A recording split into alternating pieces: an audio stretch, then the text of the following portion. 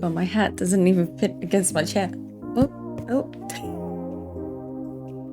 Howdy guys, it's your girl Fuzz, and today's video is everything you need to know about farming in Stardew Valley. Let's go.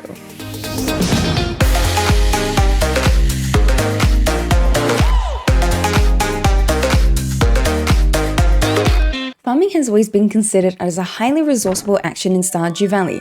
What's a farm without some plants?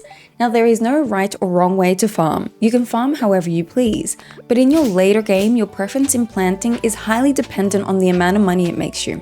The quality of your crops is determined by your farming level and dependent on the type of soil that the seed is planted in. In Stardew Valley, there are three basic types of soils. There is the normal soil of just planting your seed in a normal ground plot. There is soil with basic fertilizer, which is unlocked at level 2 of farming, and quality fertilizer, which is unlocked at level 9 of farming. There is also another fertilizer in the game, but it is in the new 1.5 update, so I'll keep that a surprise to those who haven't reached that level. For a quick example, a normal soil at farming level 1, there is a 91% chance for a regular crop, 6% chance for silver, and 31% for gold. However, at level 5 for farming and with basic fertilizer, there is a 42% chance for regular quality, 35% chance for silver, and 23% for gold. You'll want gold quality for your crops to increase the stats of the health and energy, and for the value of the crop to increase. Gaining experience. Now, gaining experience from harvesting crops varies from crop to crop. Generally, the more expensive the crop is, the more experience you will get from harvesting it. For example, in spring, parsnip grants you 8 experience, however cauliflower grants you 23 experience. For spring, the crop that offers the most experience and money is ancient fruit. It can be crafted from ancient seeds found in the mines after handing one in to the museum. Next would be rhubarb, which is sold in the desert. Before your first playthrough, it would be cauliflower from Pierre's. For summer, starfruit is the best pick and is the second highest valued crop in Stardew Valley. The seeds are sold at the desert trader, or Gunther will gift it to you as a reward when 15 items have been handed in at the museum. For your first playthrough, melon is the best pick, or red cabbage for your second year. For fall, sweet gem berry sells for the most and offers the most experience. The seeds are harder to get as they are sold as rare seeds from the traveling merchant. She'll only sell 1 to 5 in spring or summer per season, so be sure to buy them as often as possible. You can only sell the fruit once it's grown, make more seeds out of the fruit using a seed maker, which I'll mention in step 6, or hand one in to something that can be found in the secret woods, which I'll keep as a secret to those who haven't done so yet.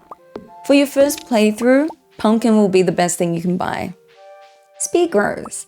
Speed grows are a type of fertilizer that will increase the growing process of a crop. A normal speed grower increases the speed by 10%, which is unlocked at level 3 of farming, and a deluxe speed grower increases this to 25% and is unlocked at level 8 of farming. You can increase the speed even more when leveling your level 5 perk into Teller, where your crops are worth 10% more, to unlock a perk called Agriculturalist, which allows crops to grow 10% faster, granting a max 35% with deluxe speed grow. And yes, there is another speed grow available, and it is included in the 1.5 update. The stat of that increases the grow rate to 33%, and with your level 10 perk, that's 43% in total. If speed is your direction, take this path. Here's a mention of plants that regrow after their plants have been harvested, and plants that you do need to replant their seeds for. For spring, crops that regrow include ancient fruit, strawberries, cactus, green beans, and coffee. Crops that need to be replanted are rhubarb, cauliflower, kale, potato, garlic, blue jazz, parsnip, tulip, and unmilled rice. For summer, crops that regrow include tomato, blueberry, corn, hot pepper, and hops. Crops that need to be replanted are starfruit, red cabbage, melon, poppy, radish, summer spangle, sunflower, and wheat. For fall, crops that regrow include cranberries, grapes, and eggplant, but crops that need to be replanted are sweet gems, pumpkins, fairy rose, artichoke, yams, amaranth, beet, and bok choy. The community center and their bundles. If you're going for a community center playthrough instead of choosing the Joja Mart, the plants you'll need to plant include: for the spring crops bundle, grow parsnip, green bean, cauliflower, and potato. For the summer crop bundle, grow tomato, hot pepper, blueberry, and melons. For the fall crop bundle, grow corn, eggplant, pumpkin, and yams. For the quality crop bundle, you'll need to grow 3 out of the 4 items mentioned and have them at a gold quality grade. parsnip in spring, melon in summer, pumpkin in fall, and or corn in summer or fall. For the artisan bundle, you can either plant the trees required or choose the bat cave on your farm for a 3.6% chance that the bats will drop the fruits you want. The saplings for these fruits are sold at Pierre's and will take 28 days to mature. Remember this, as they won't produce fruit until after the 28 days, so plant the trees before they are in season. In spring, plant cherries and apricot. In fall, plant pomegranate and apples. In summer, plant orange and peaches. For the bulletin board bundle, separate from the pantry bundle, there are plants you'll need. Plant sunflower in summer or fall. Plant poppy in summer. Plant red cabbage in your second year of summer. Plant 10 wheat in summer or fall. Plant 3 apple trees in fall, or make wine out of any fruit using a keg, which I'll mention more about kegs in the next step. Leveling up in farming. Each level in farming will grant you useful items for your farm. Here are the mention of the items that I believe are useful for each level. Level 1 unlocks fertilizer. I would highly suggest using them earlier on. It also unlocks the recipe for scarecrows, which should be placed on your farm to prevent crops from being eaten. Level 2 unlocks the recipe for a mayonnaise machine. There's no need to craft one until you have animals on your farm, as there are 4 types of mayonnaise to make and they only come from coop animals. Level 3 unlocks the bee house, which produces honey and can be sold for a flat 100 gold, or when placed next to a flower that is grown, it will produce a type of honey depending on that flower. In spring, tulip honey can be sold for 160 gold, and blue jazz honey can be sold for 200 gold.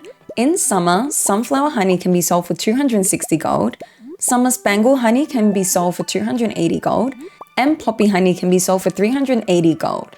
For fall, fairy rose honey can be sold for the most at 680 gold. Level 3 will also unlock speed grow for a 10% speed increase on crops. Level 4 unlocks a recipe for preserve jars to turn any vegetable or fruit into pickles or jelly, which increases the crop sale price by twice plus 50 gold. Level 5 allows you to choose between 2 professions. Either animal products being worth 20% more, or crops being worth 10% more. On this playthrough, I went with crops being worth more. Level 6 unlocks the cheese press recipe for the milk produced by the cows or goats on your farm, and quality sprinklers, which I made plenty of in my playthrough. Level 7 unlocks the recipe for a loom to make cloth out of wool. Level 8 unlocks a lot of useful items, especially for late game. The recipe for oil makers is unlocked. You can place corn, sunflower seeds, or sunflowers to make basic oil, or place truffles that pigs produce to make truffle oil. These can be sold for a lot of money, or you can craft them into a rain totem.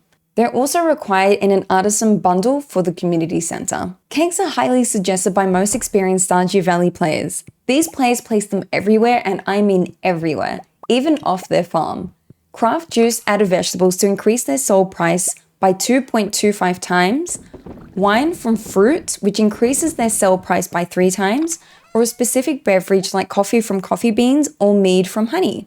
Here is why they're so valuable.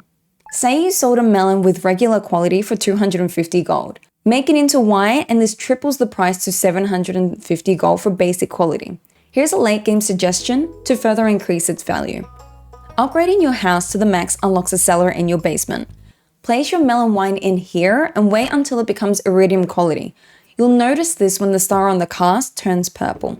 This will double the wine's cost even further, meaning you can increase the value of that melon wine to 1500 gold. Level 9 unlocks a recipe for seed maker, which will produce a seed for most harvested crops and some forageables. It will take 20 minutes in-game and produce 1 to 3 seeds. Level 9 also unlocks iridium sprinklers, a late game sprinkler which is highly suggestive for giant crop farms. Level 9 also unlocks quality fertilizer, which increases the chance of higher quality crops. And level 10, which gives you 2 skill options to choose from depending on the skill you chose at level 5. If you chose Rancher, you can either choose to befriend coop animals quicker and incubation times are cut in half, or befriend barn animals quicker and sheep produce wool faster.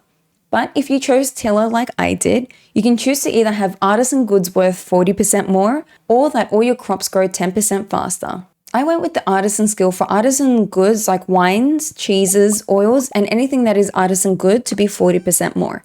Remember that mention of the melon wine at iridium quality selling for 1500 gold? This perk increases that even more, and the sell will be 2100 gold.